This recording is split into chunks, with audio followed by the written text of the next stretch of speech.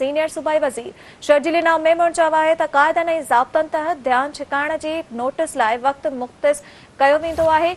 Assembly जे हर member लाइ इन ते अमल करणु लाज़मी आहे। सीनियर सूबाई वज़ीर शर्जील इनाम मेमून चयो त ध्यान ठिकाए नोटिस जो मक़सदु मसइले खे मुख़्तसिर, जामे ऐं असराइते अंदाज़ में पेश करणु आहे।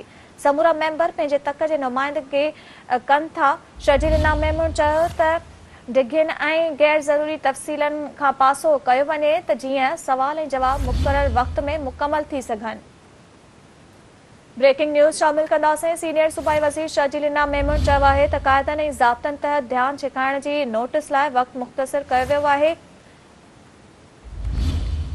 सीनियर सूबाई वज़ीर शर्जील इनाम मेमून चयो आहे त क़ाइदनि ऐं ज़ाब्तनि तहत ध्यान ठिकाइण जे नोटिस लाइ वक़्तु मुख़्तस कयो वेंदो आहे।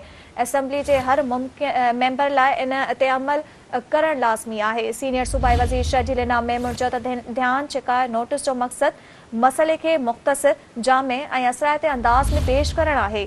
समूरा मेंबर पंहिंजे तक जे नुमाइंदगी कनि था।